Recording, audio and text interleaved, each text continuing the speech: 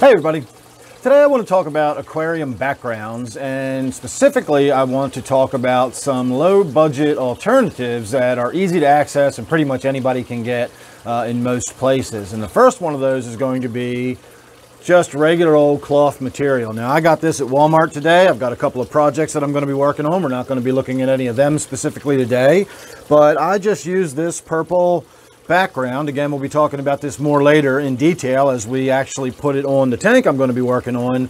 But fabric like this usually costs about $2.50 to $3 a yard. This is actually going to be used for two different projects, so I got 3 yards of it today.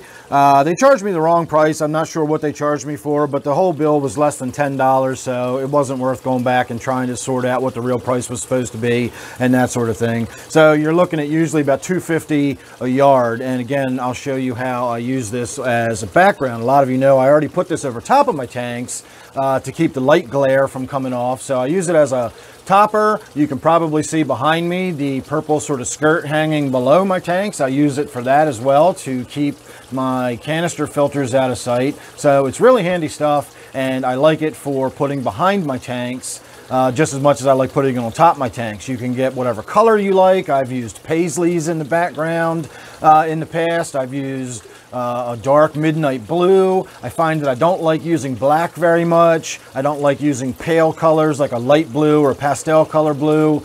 I once had sort of a black starry background. I had a Darth Vader cutout in front of that. So there's all kinds of different stuff you can do. And the way I attach it to my tank is I simply cut it to length. I even wrap it around the sides a little bit, which we'll see in a moment.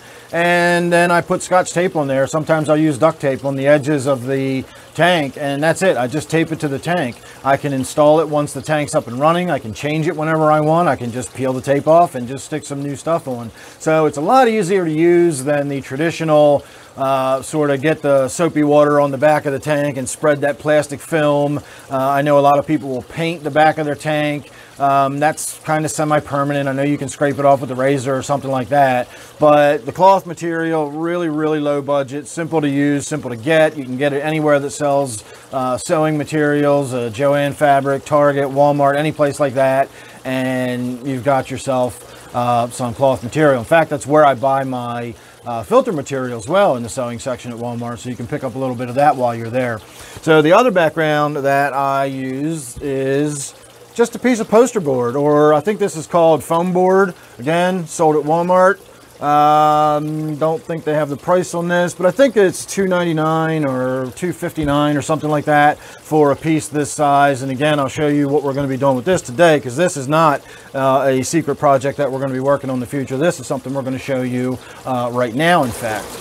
But before that, as I promised, we're going to show you what I do with the cloth material. So you can see the cloth on top, you can see the cloth down below. Purple is my signature color, so you can use whatever color cloth you like when you're doing that. Again, I will talk a little bit more about why color makes a difference once we start using it as an actual background, but not in this video. So make sure you're subscribed for that. First of all, I've also got a piece of that foam board between the two tanks, and this blocks lines of sight between fish in this tank and fish in this tank in case there's any potential aggression. But you can see I just wrapped the material around. It didn't quite make it all the way around on this case, and it's just got tape holding it up there. That's it. It's as simple as that. I think I started with masking tape. I think that's what the blue tape is, and I ended using regular old Scotch tape or cello tape, whatever you want to call that stuff. And that's it. It's as simple as that. And then, of course, as I said, I've got this little skirt hanging here, and that is merely held in place with little thumbtacks. So as I've said before, no swank here. I don't do anything overly complicated or too expensive. So let's look at what I actually do with that foam board. All right, this is my 29 miscellaneous tank. And I don't know whether my regular viewers have ever noticed this or not, but if you look at that background in there, it is just blue foam board. And with the foam board, you don't even need to tape it to the back or anything. I just tuck it underneath the hang on the back filter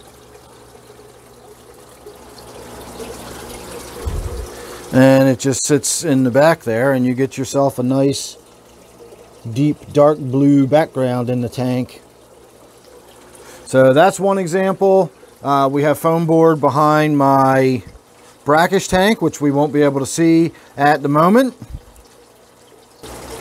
My 20-gallon angelfish tank also has a piece of the foam board sitting behind it, and in this particular case I've got it so that it's sticking way out the side here, and that is for the purposes of being able to just take this cloth and throw it back there and it gets hung up on that piece of foam board. But that's just sticking out the side like that, and likewise there's no tape or anything like that holding it up. I just tuck it right there behind the hang on the back filter.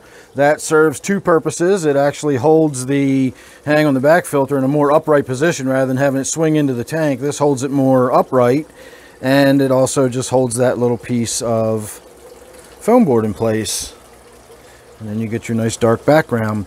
So what we're going to be doing with the foam board I just got today is this is my quarantine tank, and that paneling back there and all those wires and everything look really unattractive. Of course, you can see underneath of it a little bit. That's not that big a deal. That's just a matter of perspective and camera angle. So let me show you how we're going to address this very simply. And just like that, it looks 100 times better. Now, if you'll notice, you can still see those wires, but they're not nearly as noticeable, and that is because the way I put this back there was really super simple. I literally just leaned it up against the back of the aquarium stand. That's it. No tape, no nothing. I just stuck it back there and leaned it up against it, and that is all it took to change it. It goes from that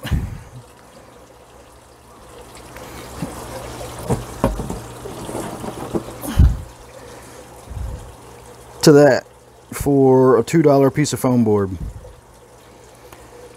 All right, everybody, there you go. That is a last look around the fish room. I want to say thanks for watching that quick tip. Although that was probably a little bit longer of a tip than I anticipated, but that's what you get with me. So make sure you subscribe. You never know what it's going to be with me. Thanks for watching this one. See you real soon in the next one.